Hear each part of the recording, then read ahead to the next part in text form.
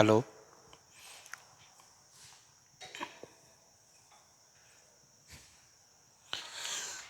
Hello, student. See, in today's lecture, we will discuss about the distributive law and proof of distributive laws. आपण कालच्या लेक्चरमध्ये काय पाहिलं होतं तर इक्विव्हॅलन्सी ट्रूथ टेबलच्या मदतीने कसे आपण प्रूफ लिहायचे इक्विव्हॅलंट रिलेशनचे. मग ते इक्विव्हॅलंट रिलेशनचे प्रूफ लिहिताना आपण काही लॉज पाहिले आणि त्यांचे प्रूफ पाहिले.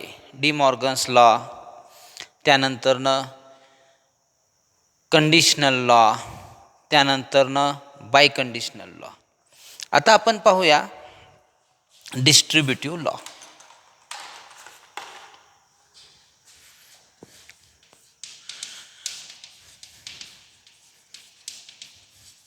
Distributive law. मग हा डिस्ट्रीब्युटिव्ह लॉ काय सांगतो? हा लॉ फक्त अँड आणि ऑरमध्ये आहे. जसं सेट थेरीमध्ये युनियन इंटरसेक्शनमध्ये असतो ना तसाच. मग यातला पहिला लॉ काय आहे? P and Q or R असेल काय, तर P and Q or R असं एक्सप्रेशन असेल तर हे सिम्प्लिफाय कसं होतं? It is logically equivalent to, पहा पी अँड डिस्ट्रीब्यूट होणार आहे म्हणून पहिला ब्रॅकेट पी अँड क्यू मधला ऑर आहे तसा, परत P and R. It is called as the distributive law. म्हणजे काय झालं, हा पी अँडचा पार्ट आहे तो क्यू आणि आर मध्ये डिस्ट्रीब्यूट झाला, मध्ये ऑर असताना मध्ये आर आहेत त्यावेळेस. Same result here also one more, P or Q and R. मग याच्यासाठी रूल काय आहे तर पहा, आता पी ऑर क्यू येणार, मध्ये अँड येणार, पी ऑर आर येणार. हा डिस्ट्रीब्युटिव्ह लॉ दोन्ही LHS टू RHS सुद्धा यूज केला जातो, RHS टू LHS सुद्धा यूज केला जातो. इकडून त्या बाजूला जातो, LHS टू RHS जातो, त्यावेळेस आपण ह्याला डिस्ट्रीब्युटिव्ह म्हणतो. आणि RHS टू LHS येताना कॉमन टेक्निक यूज करायचं. म्हणजे बघा इथे पी अँड कॉमन आहे, इथे पी अँड कॉमन आहे म्हणून पी अँड कॉमन घेतले असं म्हणू शकतो. So in this way you have to use this distributive law. म्हणजे कॉमन घेण्याच्या टेक्निकने जर सांगायचं झालं तर चौथा पार्ट लिहितो मी. समजा आर किंवा R and S or R and T असा असेल समजा. बघा डिस्ट्रीब्युटिव्ह लॉ आहे पण कॉमन घेण्याच्या टेक्निक, म्हणजे इथं LHS टू RHS लिहिला तर RHS टू LHS लिहितो. तर हाच कसा लिहिता येणार आहे? विच इज इक्विव्हॅलंट टू, इथे आर अँड कॉमन आहे, इथे आर अँड कॉमन आहे म्हणून आर अँड इन ब्रॅकेट इथे काय राहिले यस, मिडलचं साईन काय आहे ऑर, आणि इथे काय राहिले T. Okay, one more fourth. समजा R or S and R or S sorry T काय येणार आहे बघा याचं, R or common part, R or common part. So R or इथे राहिले एस, मिडलचं सिम्बॉल अँड, रिमेनिंग टी.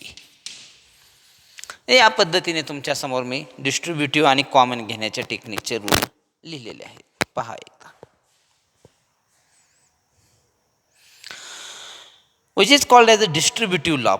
पहिले दोन आहेत ते डिस्ट्रीब्युटिव्ह आहेत आणि डिस्ट्रीब्युटिव्हचाच पार्ट आहे, फक्त तो कॉमन घेण्याच्या टेक्निकने लिहिलेला आहे, तिसरा आणि चौथा.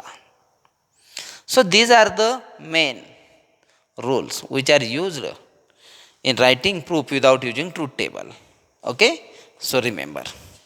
आता हे डिस्ट्रीब्युटिव्ह लॉ आहेत ते कसे यूज होतात किंवा याचं प्रूफ कसं लिहिणार आपण, तर इथल्या एका रिझल्टचं प्रूफ लिहून दाखवतो मी with the help of truth टेबलच. ट्रूथ टेबलच्याच मदतीने आपण याचंही प्रूफ लिहिणार आहे. पहा इझी आहे. म्हणून तर ट्रूथ टेबलची कन्सेप्ट महत्त्वाची आहे. ट्रूथ टेबल ज्याला व्यवस्थित येतात ना त्याला हे लॉजिक इझी राहतं. To prove that P and Q or R is equivalent to P and Q or P and R. मग या रिलेशनचे इक्विव्हॅलंट म्हणजे LHS, ही जी LHS आहे LHSचा कॉलम ट्रूथ टेबलमध्ये मिळवा, RHSचा कॉलम ट्रूथ टेबलमध्ये मिळवा आणि ते दोन्ही कॉलम इक्विव्हॅलंट आहेत दाखवा. म्हणजे त्यांच्या रिस्पेक्टिव्ह प्लेसेस सेम आहे ट्रूथ व्हॅल्यूमध्ये असं दाखवा. मग आता ट्रूथ टेबल तयार करायचा तर अगोदर स्टेटमेंट सिम्बॉल किती आलेत बघा. PQR 3 आहेत. म्हणून इथे तुम्ही सुरुवात करताल PQR 1 2 3 हे पहिले 3 कॉलम. मग 3 स्टेटमेंट तर 8 पॉसिबिलिटी सांगितलेले T T T T 4 T 4 F F F F F पहिला कॉलम 8 पॉसिबिलिटीसाठी. आता 2 T 2 F T T F F T T F F. आता 1 T 1 F. So T F T F T F T F. All 8 possibilities completed here. First 3 columns completed here. When 3 statements are there. ठीक आहे. मग आपण आता 3 स्टेटमेंटसाठी पहिले 3 column complete केले. आता LHSचा विचार करून पुढच्या कॉलम डिसाईड करूया. LHSसाठी 1 2 2 कॉलम तयार होतील, 2 कॉलम तयार होतील. मग पहिला कॉलम ब्रॅकेटचा म्हणजे Q और R, फोर्थ कॉलम म्हणू आपण त्याला.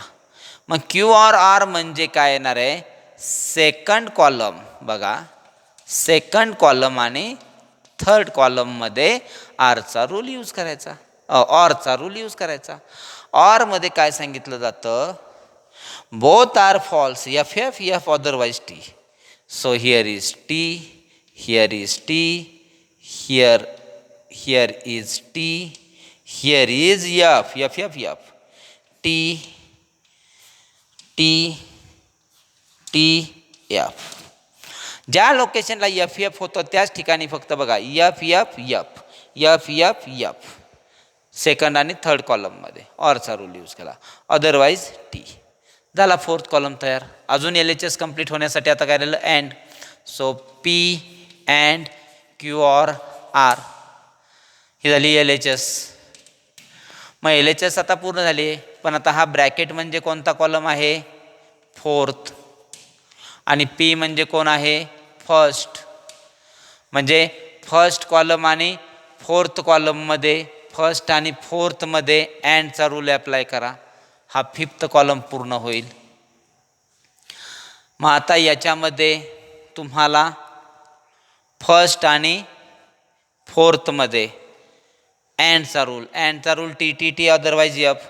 So here is T T T T T T T T F F F T F F T F F T F F F F.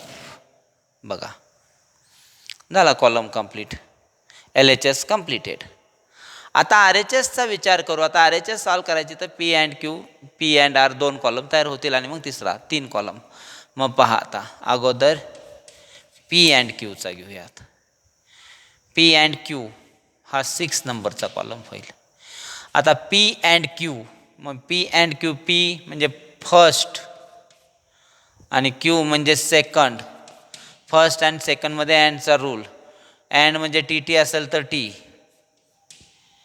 T T T T F F T F F F T F F T F F F F F F F. या पद्धतीनं 6 केला. आता हा bracket म्हणजे 7 नंबरचा column P and R. आता पी म्हणजे फर्स्ट, आर म्हणजे थर्ड, आणि म्हणजे फर्स्ट आणि थर्डमध्ये अँडचा रूल. मग T T T, T F F,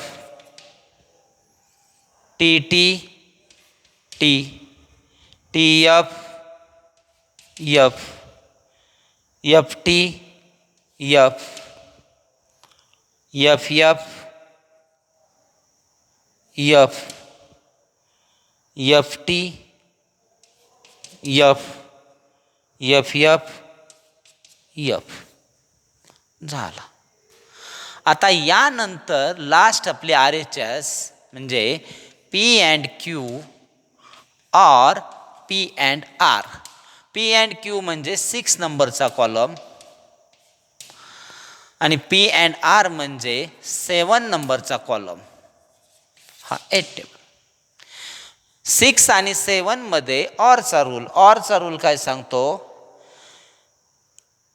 ऑरचा rule F F असेल तर F, otherwise T. So T T T F F F F आणि एफ. आणि आता ही आर एच एस ही पूर्ण झाली. R H S, R H एसचा कॉलम आहे, एल एच एसचा कॉलम आहे. इथे आहे एल एच एसचा कॉलम, इथे आहे आर एच एसचा कॉलम. दोन्ही कॉलम पहा रिस्पेक्टिव्ह प्लेसेस त्यांच्या. दोन्ही column, column number 5 and column number 8. See T T T T T T yup yup yup yup yup. म्हणजे all places are same in their respective place. So, in this way, proof of this relation is completed. LHS column, RHS column both are equivalent, hence proof is completed.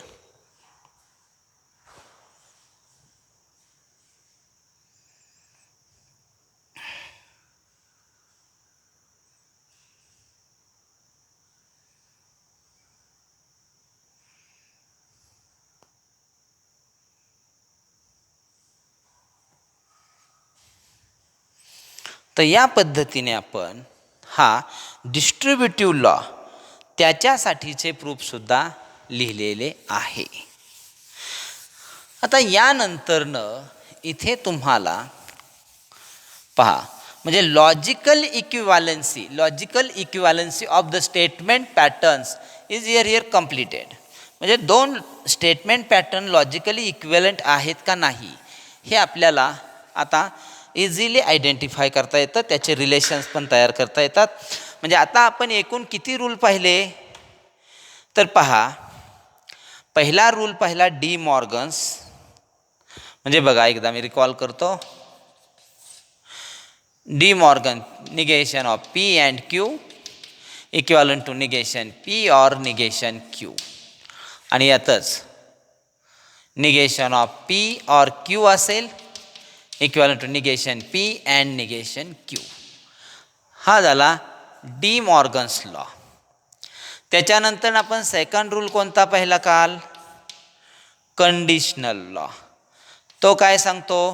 P implies Q असेल तर negation P or Q. पहिल्याचं negation मध्ये और दुसरा आहे तसं. त्यानंतर third rule आपण काय पाहिला? Biconditional. तो काय सांगतो?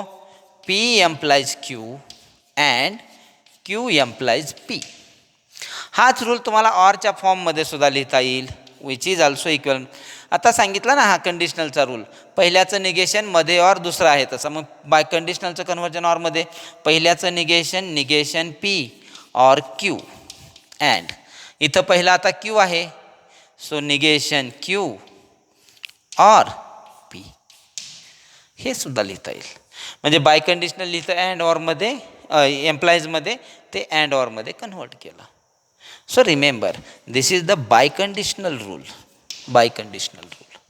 आणि आता जस्ट आपण पाहिला तो चौथा रूल म्हणजे कोणता आपण डिस्कस केला, distributive law. P and Q or R असेल तर डिस्ट्रीब्यूट कसं होतं, P and Q or P and R. It is called as the distributive law. म्हणजे बघा हा आहे तो डी मॉर्गन्स, त्यानंतर हा आहे तो कंडिशनल,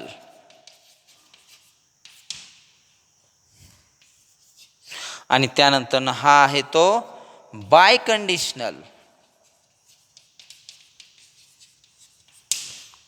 बाय कंडिशनल या दोघांनाही बाय कंडिशनलच म्हणतायचं. आणि यामध्ये आहे तो आता distributive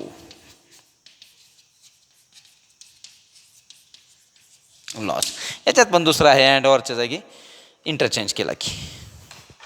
so De Morgan's law, conditional law, biconditional law and distributive law. In this way, these 4 laws are here completed with their proofs. So remember that.